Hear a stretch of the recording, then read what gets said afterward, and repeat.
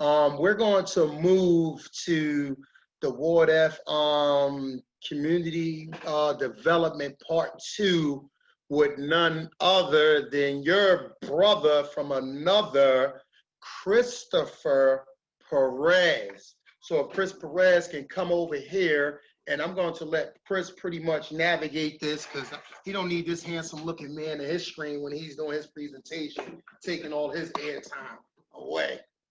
Oh, thanks, Frank. How's everybody doing tonight?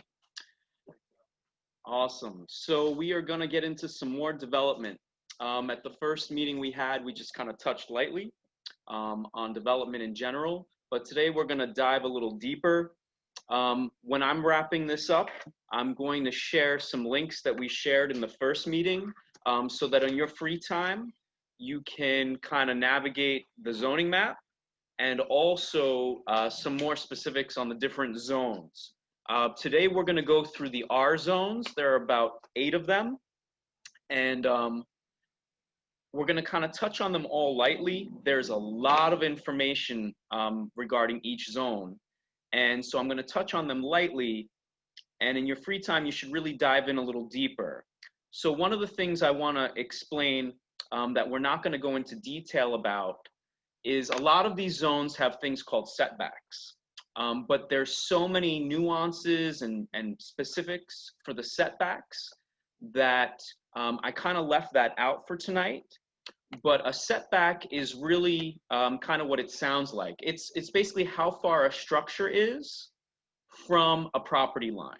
So a front yard setback would be how far the front of a structure is from the property line. A side yard setback would be how far a structure is from the side property line. Rear yard setback, how far the structure is from the rear property line. Now, these things are all really important. Setbacks are important because the way buildings kind of play off of each other can affect your quality of life. So setbacks are really important in terms of creating space for light, for air, for quality of life. But we didn't really go into the setbacks on the different zones that we're going to talk about tonight because different building types have different setback requirements. But at the end, I'm going to send you a link, and you can kind of go through and get those details. So basically, we're going to start off with the R1 zone. That is the 1 and 2 family housing district. And basically, this is a district that is kind of scattered all over Jersey City. It used to actually even be downtown, but a lot of the downtown R1 got rezoned to another zone that we're going to talk about. So I like to call this kind of a scatter zone. It's scattered all over Jersey City. You'll find it in the Heights, you'll find it in Greenville, you'll find it in Bergen Lafayette, you'll find it on West Side, a lot of times on the side streets. And it's for 1 and 2 family homes on lot sizes of 25 by 100, maximum of 3 stories in height, and 60% building lot coverage. So what is building lot coverage? Basically, how much of the footprint of the building covers the amount of land in the lot. So if you had a 2,500 square foot lot and you had a 1,250 square foot building, the first floor, that would be 50% lot coverage. You'd be covering half of the land on the lot. So that's just to kind of explain a little bit about what lot coverage is. There's a parking requirement in the R1 zone is that no parking is actually required if the lot is 50 feet or less in width.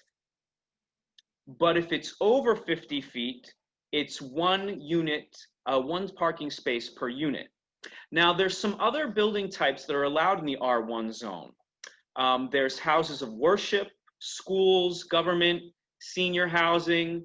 There's, just some other uses that can be used in the R1 zone, but it really depends on how big the lot size is.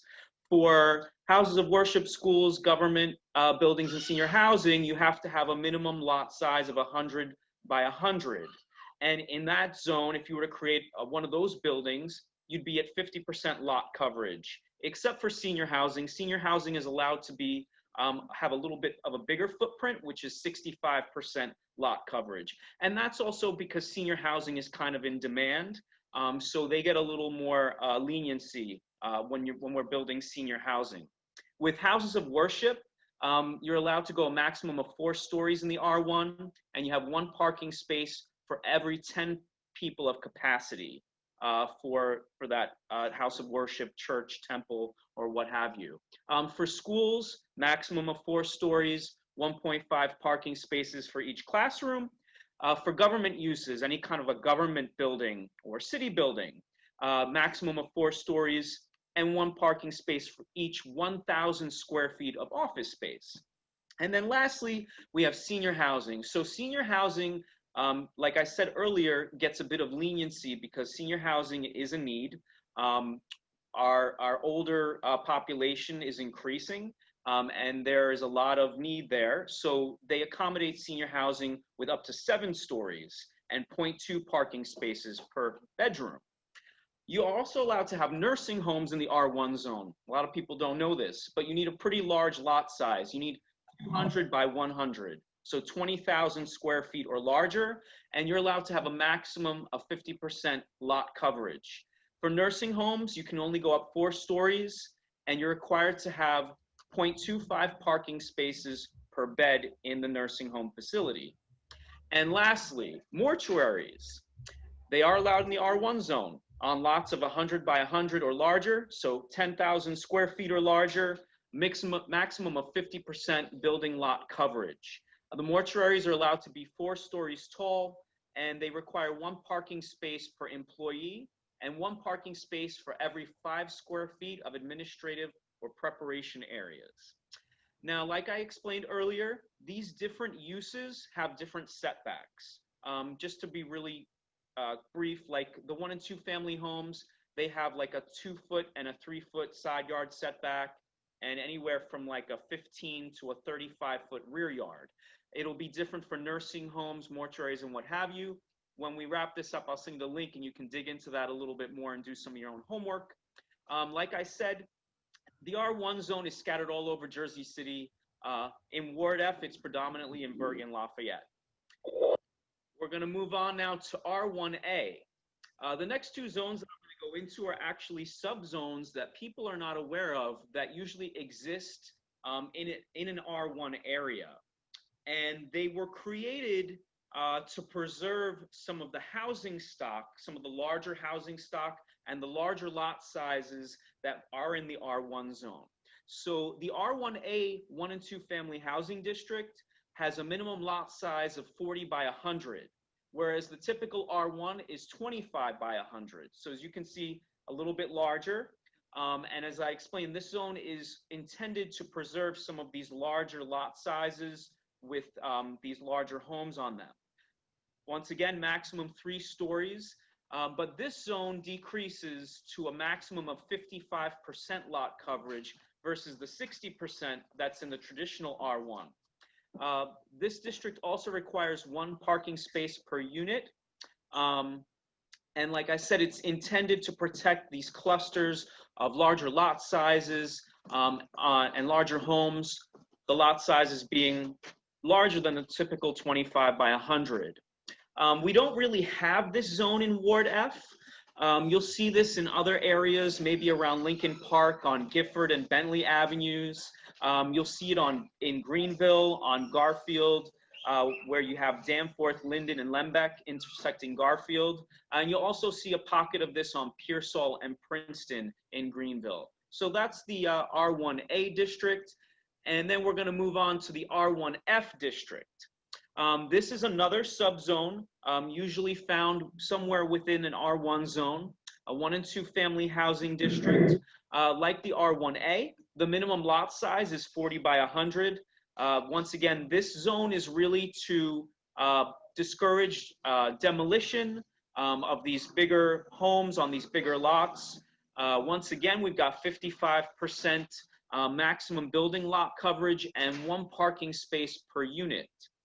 The intent of this zone, like I said, is to preserve some of the larger homes on the larger lot sizes. One of the caveats in this zone is there is permission to do 3 family homes, but it's conditional. The conditions fall into a whole bunch of guidelines that restrict the kind of siding you can put on it. You can't put vinyl. You can't put certain kinds of brick. The structure has to have some different design elements to it. Even though it would be a 3-family, it's supposed to look like a 1-family. So 3 families are conditionally permitted in this zone, but they have to satisfy a lot of requirements.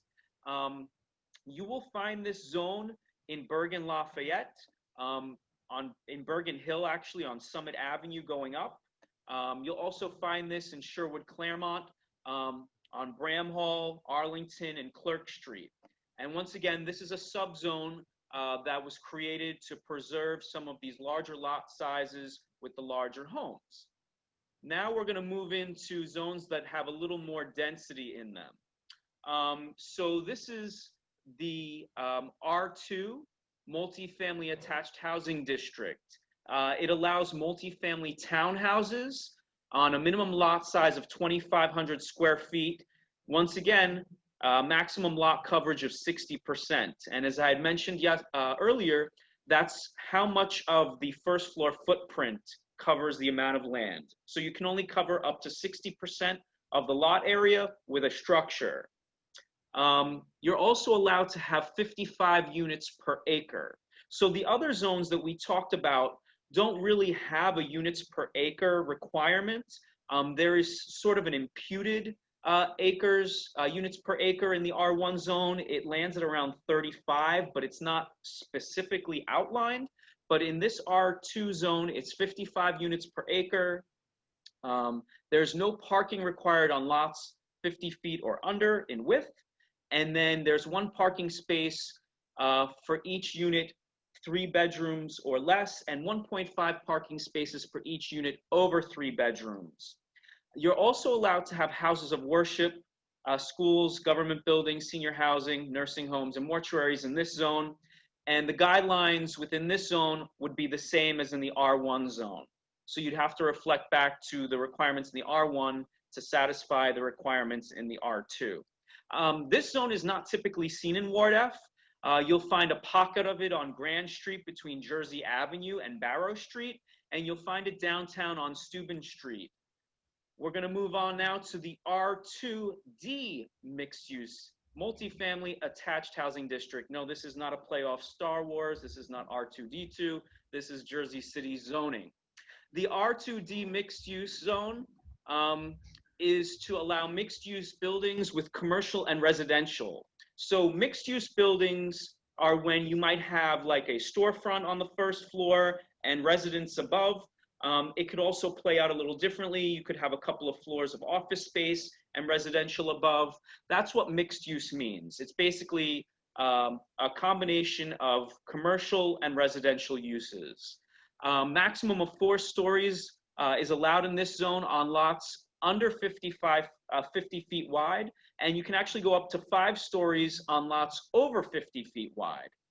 This zone is quite generous. It allows you a maximum of 95% building lot coverage. So basically you can cover almost all the lot with a structure in this zone.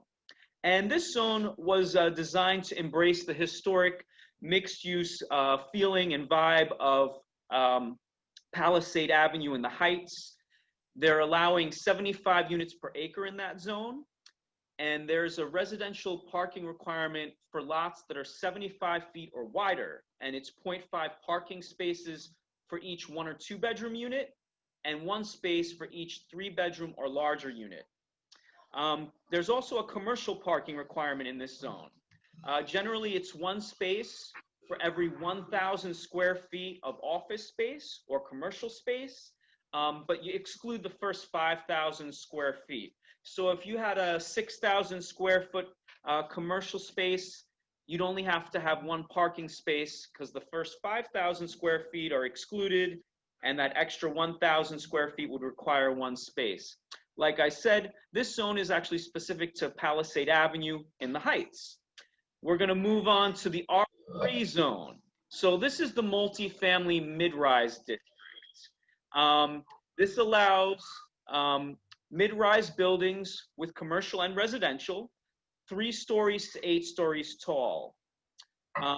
You're allowed to have apartment buildings On lots that are 6,000 square feet or larger, so that would be approximately a 60-foot by 100-foot lot. This zone allows, what is it here, 60 to 145 units per acre, but it depends on the lot size. As your lot size increases, your units per acre increases.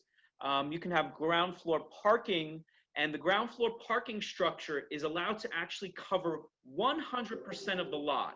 So you might see some of these kind of looking structures in downtown, maybe, where you'll see like there's a bulky parking structure at the base, and then a tower kind of goes up a little bit from it.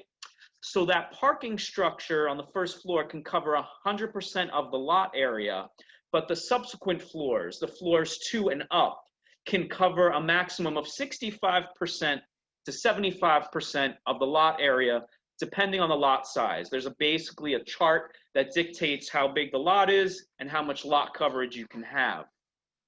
Parking is required at a space of 1 space per unit.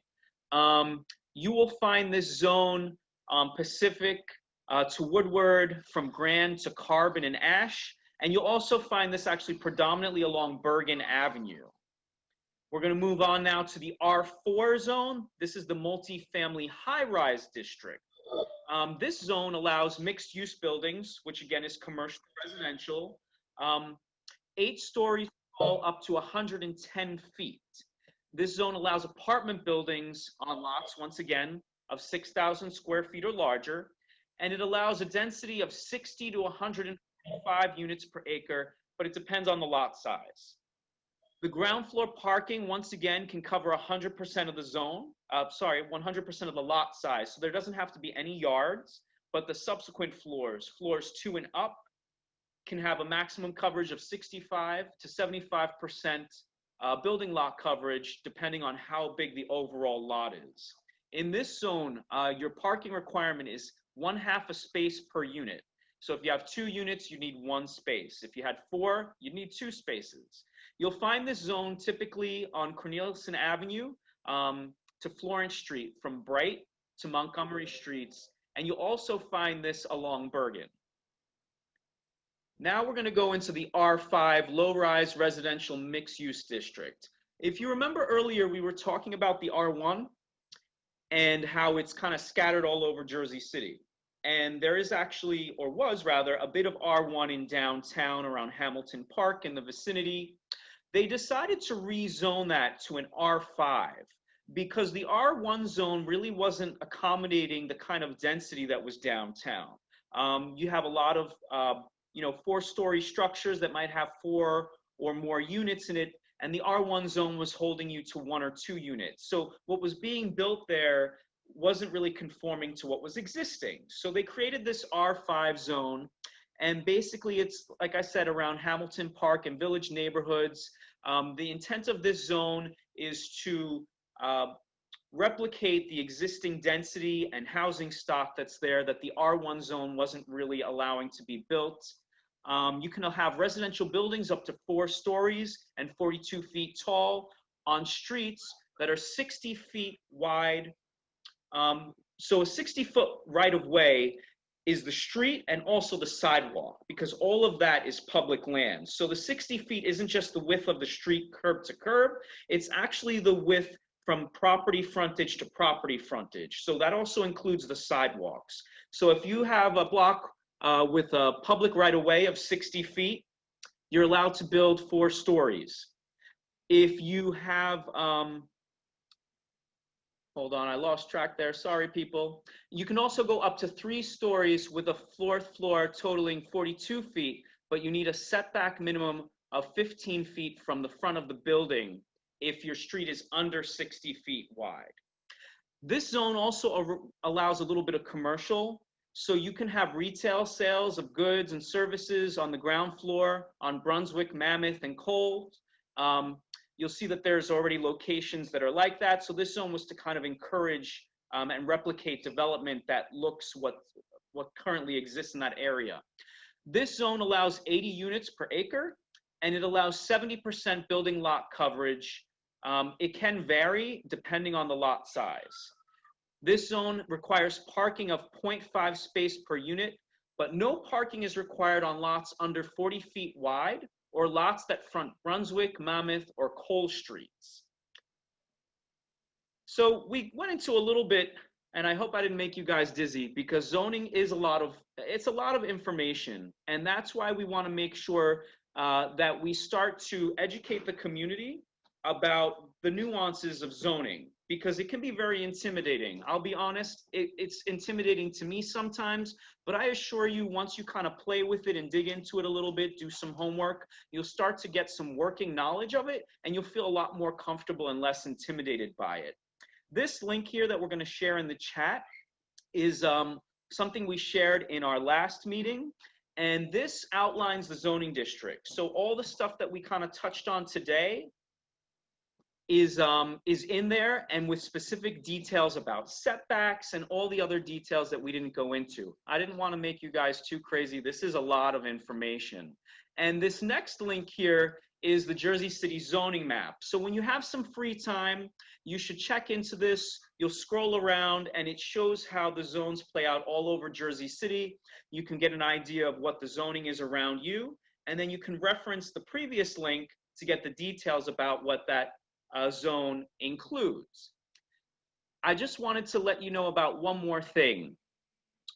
We are, the city is redoing the master plan. Actually, specifically the land use portion of the master plan and the open space portion of the master plan. A master plan is essentially a city's plan gaining towards the future and how we want this city to look and feel in terms of density, bike lanes, all kinds of things. So the city is working on revising the master plan for land use and open space. They are having an in-person event at Berry Lane Park this Saturday, and you can sign up and reserve a seat. The seating is limited, but if you click on this link, you can reserve a spot. I believe they're having 4 sessions on Saturday where you'll be able to walk through some of the ideas and proposed changes to the master plan in terms of land use and open space. I really appreciate you guys taking the time to go through this development information. Like I said, it can feel a little intimidating, and that's why we included these links, so you can kind of hop on this stuff in your free time. Feel free to reach out to us with any questions, and we'll keep on empowering you with knowledge so that you can make your best decisions about how you feel about development. You know, this is really all about empowering and educating our community about what is allowed in the zones that they live around. So when there's proposed development, they can make educated decisions about whether or not they want or not want a proposed development, or how they can negotiate to come to a happy place.